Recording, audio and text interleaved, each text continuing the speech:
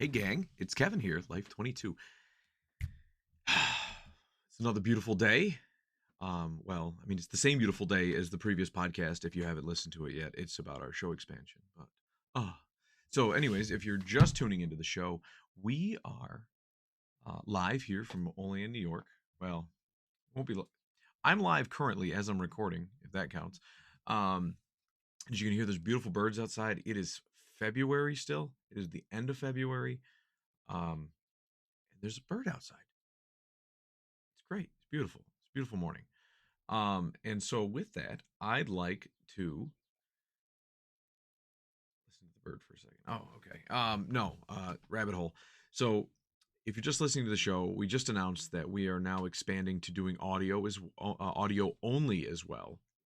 So you'll still get your favorite vlog, your favorite video podcast with Kevin on YouTube, but you can also check out the audio version on transistor.fm, and from there it'll distribute out to all your favorite places: Apple Podcast, Google Podcast, or Google Cast. um, it'll be on Spreaker and all the indexes, and Spotify. I think I said that one already. Apple Podcast. You name it, it's most likely there, and you get to hear this beautiful, not quite that beautiful songbird voice, but you'll hear my beautiful songbird voice. If Brad Garrett became that songbird, probably would have a voice like me, because I'm pretty sure like the low end of it this would be like the lowest. Anyways, more rabbit holes from your favorite ADHD host, Kevin Doherty here. And so what I want to do is I want to kick off. Most of you out there probably love football, right? Most of my local Oleanders got pissed off when the Bills didn't make it to the Super Bowl, and it was so close, and you're like, curses you Bills. And that was exciting and all, but I don't get into football um like I do politics, local politics specifically. I enjoyed watching the national stuff. I had a team I rooted for. I ate popcorn. I sat around on election night watching coverage, and like I went out and voted. I got to participate. You know what I mean? That's like tailgating. There is tailgating that goes on with elections. It's just really cool stuff. And my favorite is the local politics, because local politics gets really into the weeds and it affects you directly. And you can get involved. You can be a player on the field. Like, you can be a coach, you can be a season ticket holder. Um, you could donate to the team, you can buy merch. Like, there's just a lot of stuff that just makes it so much like national sports. And that's one of my favorite parts. So this episode is specifically talking about our local politics. We have this year is a mayoral race. Um, and then we have aldermen that are up. Uh, Wards 2, 4, 6, and 7 are all up this year. I believe they did the divvy on the alderman races based on population of the wards, not square footage. Uh, and they kind of stuck with even numbers, and then they were like, well, there's still like, it was like, I think it was must have been awfully, you know off base, and so they decided to switch it and lump 7 in there too, which I believe 7 has the largest next to 7, or next to 6 and 7, I believe, are the largest, land size, but population size, I don't believe 7 uh, has a large population. I think it's mostly like land. Where 6 has a large square footage, and it's like not as densely populated as like 4, but because I believe 4 is the smallest, if I remember correctly. I'd have to look at a map. But anyways, going down another rabbit hole there, guys. So this is a mayoral race, and this stuff is awesome, right? So, as most of you know, I'm a registered Republican. I've been a Republican since I was a little kid. My dad was Republican. It's kind of like it's like being Catholic. Um, I was baptized Republican. uh, you know, the but yeah, no, I remember being a little kid, and my dad would like we had Bob Dole signs in our yard, and just Art Peitler for mayor. Like this is you know New Milford, Connecticut. And I remember we had Village Fair Days, which was our like local fair that we would have downtown, and you'd get like, traveling vendors, but you'd still have your local vendors and local shops. And then you had people from outlying areas that had shops, and people from 3 or 4 towns over that had shops. And they would come. And then the Republicans and the Dems, they all had their own infighting. They had their own feuds against each other. And they also had their own booths at the Village Fair Days. And being a little kid, we as kids, we used to walk around and get free stuff, right? They would hand out free tote bags and free pens. You could go to the charter communication booth and get free pencils. Oh man, it was a blast. And I remember being a little kid, and my dad was, I don't believe, at one point he may have been the head of the Republican committee in town. He was the chairman of the Board of Finance, which was an elected position, and he got it like 18 years running or something like that. It was a large span of time. My mom sat on the Board of Education, which back then it was political, as it should have been, because there is an election involved, and politics are downstream of culture. And we'll get more into that into this show. Um, because these shows are my rant, so we'll go down rabbit holes. And if there's anything that you ever want me to stop and specify on, I know these are recorded, so you're not going to get me to stop mid-show. But what I can do is I can always I can reply to comments and or do a show that talks about the topic that you're like, can you give us a little bit more information on this or that? Or what are your thoughts on, why school boards are political, even though people are like, oh, you got to keep the politics out of school. It's like, no, that's well, because if we keep one side will keep the politics out of school and the other side won't. And then all of a sudden it's like, well, you just be putting politics into school. It's like, no, no, no, you changed the culture of the school, and now we're seeing the politics of it, because politics are downstream from culture, as Andrew Breitbart once said. Or not just once, but many times. So that all said, you ready for it, folks? Okay. So this we have the incumbent for the mayoral race is William J. Alio, and he's been, Jesus, what is this? This would be his 5th term, I believe. They're 4-year stints, um, and uh, and he's looking for reelection. And then um, I want to advise everybody that, like, if you're watching social media, you're listening to social media, like the pulse that you get from like a Facebook group or Facebook in general is not the pulse of a race. Like if you look, like every race that I've ever won, you would have thought that I was gonna just get my butt handed to me and I would win handily if you based it on social media. Um and so and if you base the race that the last race that I was in, that I actually anticipate, I knew I probably wouldn't win. And you'd think, and you're like, I was hopeful, but it was one of those, if you looked at social media, you'd been like, oh man, Kevin's got these guys in the bag. And it's like, social media is a zero sum predictor of how political elections are going to go. So I just want to throw that out there right now. um they're a good way to see information on a candidate if you're interested. It's a way to get the word out there. But the people that you see and the infighting in the comment section, that is one person's opinion, and it usually is, as Richard Nixon said, not the silent majority, right? So the silent majority is a group of people who don't typically voice their opinions. They have opinions, they keep them to themselves. That is most people. That is like public speaking. It is the same reason that most people are afraid of public speaking. There's a lot of people that have opinions, and they'll express their opinion one on one with you, but they will not express their opinion to the paper, out in public. That's like, there's a lot of people that just will not. They just won't do it.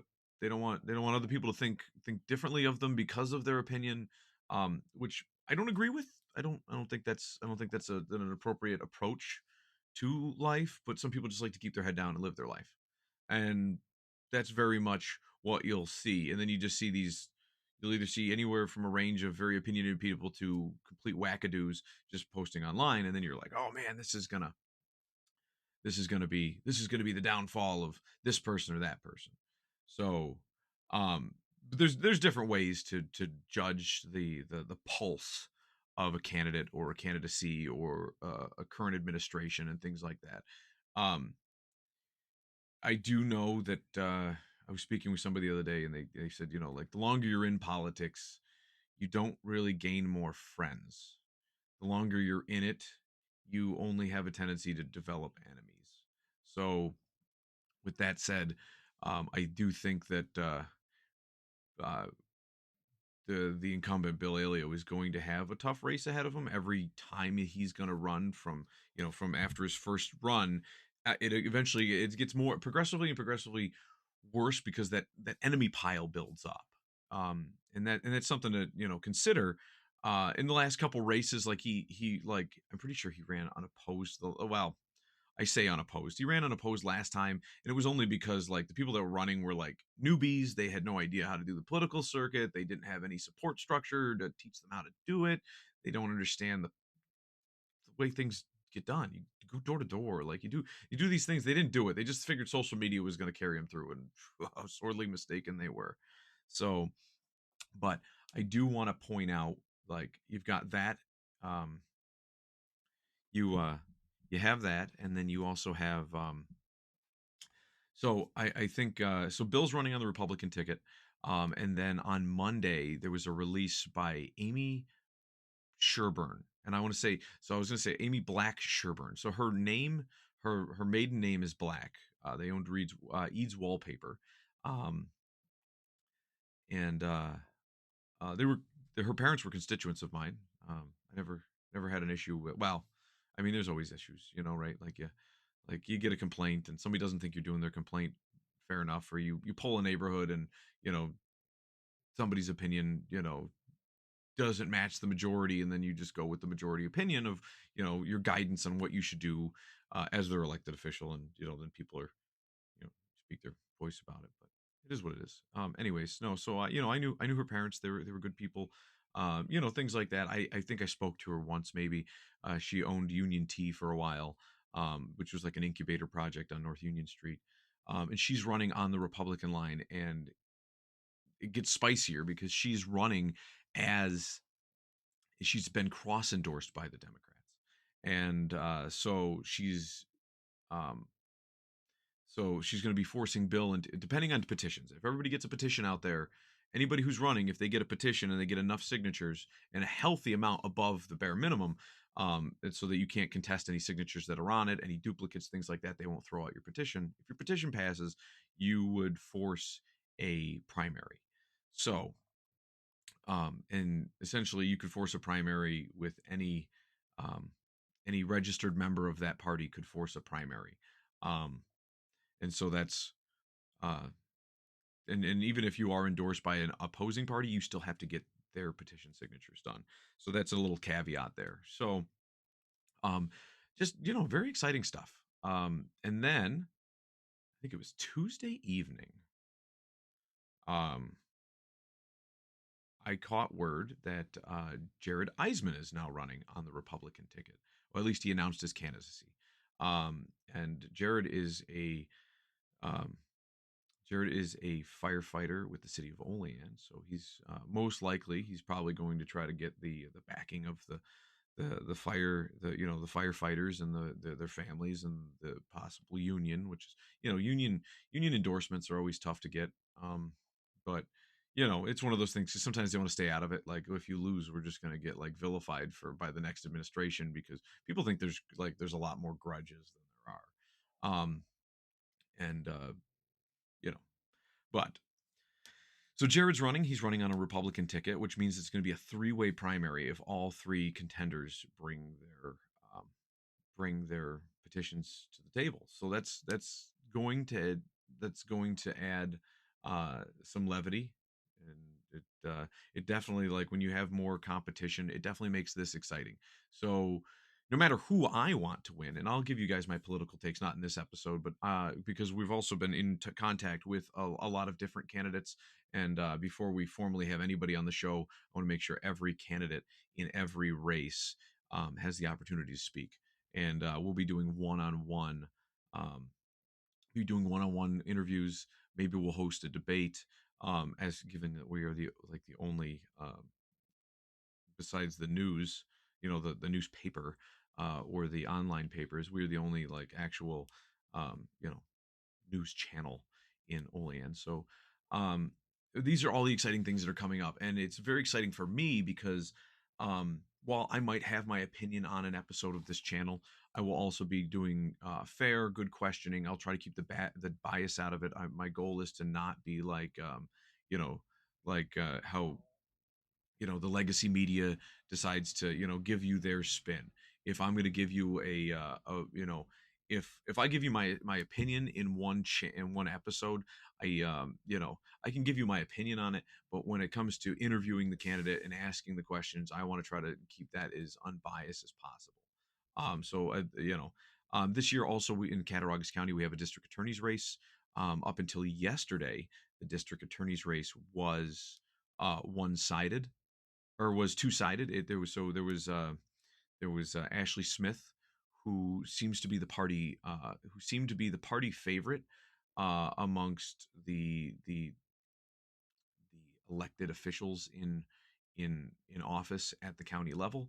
And then there was Preston Marshall, who, if any of you read the Olean Star article yesterday, um, and then you became aware of it, he had a fall at his home, and um, he had like a spine injury or a neck injury, and so he's got surgery, he's got recovery, and he's just like, you know what, getting 2,000 signatures, trying to do, walk door to door, get my name out there. I would be doing the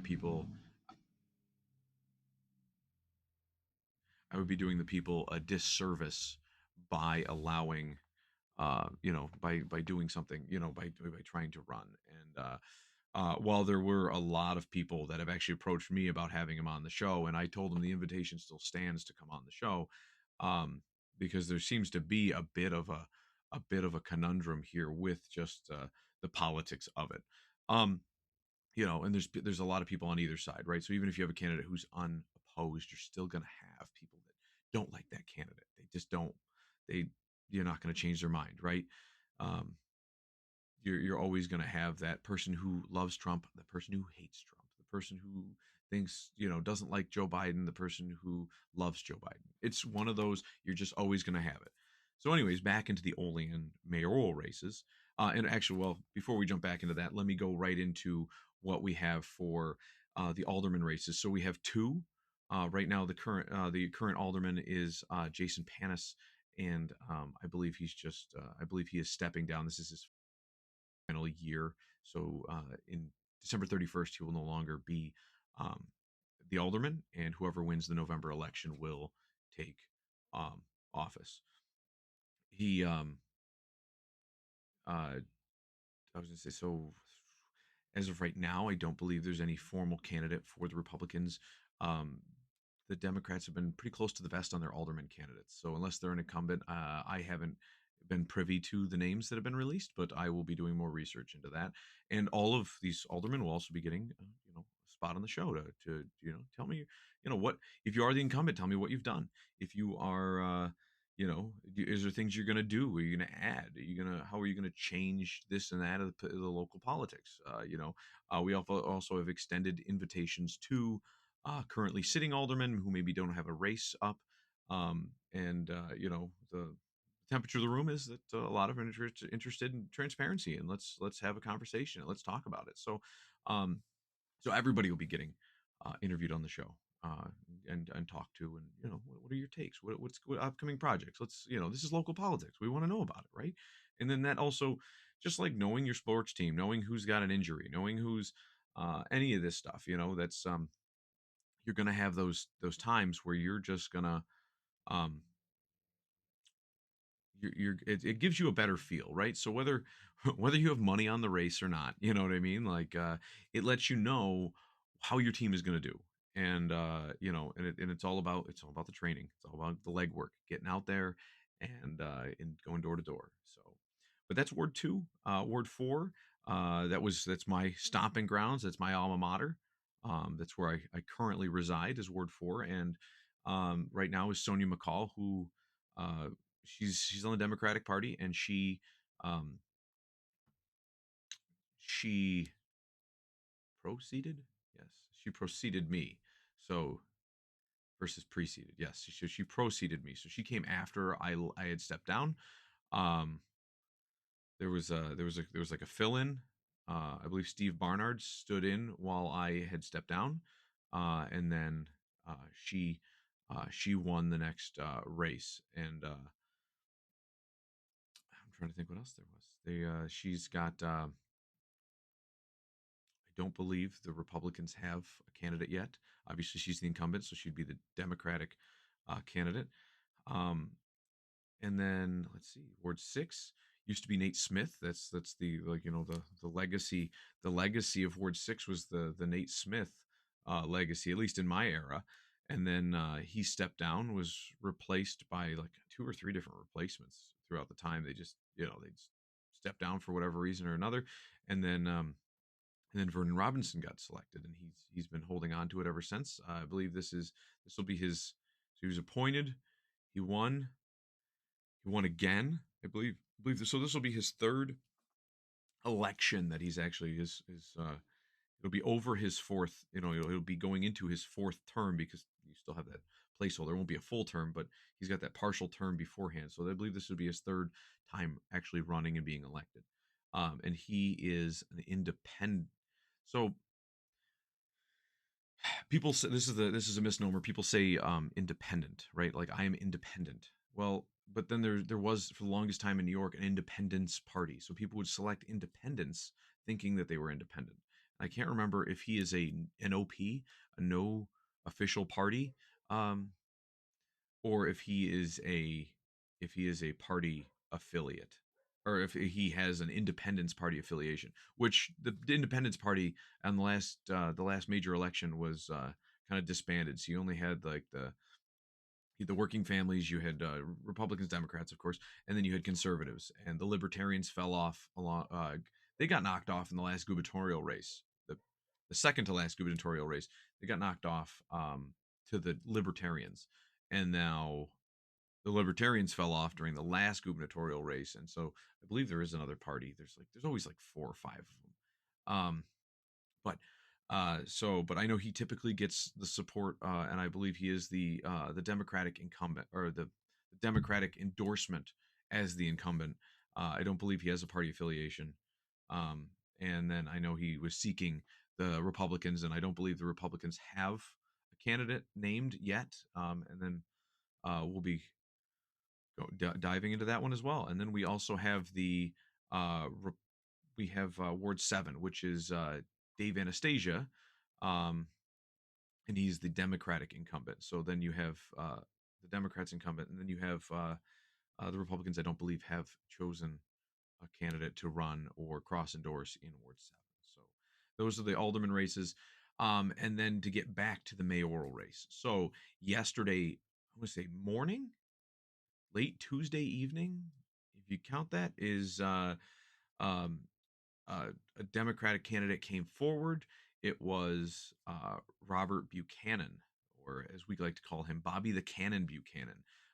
Most of you probably know Bobby.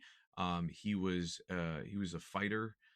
He got into jujitsu fighting and UFC fighting, and Bobby made it to a UFC match, and he knocked the guy out in one punch. That's why they call him Bobby the Cannon Buchanan. Obviously, um, just like Dana White and everybody else, you start having, like, health deterioration issues, and you can't just beat yourself or let other people beat you up forever. So Bobby no longer is a UFC fighter, and he is the water distribution meter guy for the city. He heads up that division for the city, and I know he put his hat in the ring yesterday as a Democratic candidate, which is also very exciting because Amy Sherburne is authorized on that line if she gets her petition signatures, but she's not a Dem. So, which means that, like, because she was already authorized, she's entitled to hold that, um, even being a non-candidate. They can't, like, rescind it now because of the process. So Bobby is now, if he gets his signatures in, would force a primary between a Republican and a Democrat on the Democratic primary, which is kind of, it's spicy. This is the stuff that, man, I just get into. This is just super spicy. It's, it is fun. Um so that said, um that's what's coming up, guys. So those are the news releases. We'll get I'm sure we'll have more updates tomorrow We'll get some more invitations out there, more candidates to come with us, and we'll see you guys next time on Life 22. Uh, this is Kevin signing out, and would this be in the political race? First and down, maybe. All right, guys. See you next time.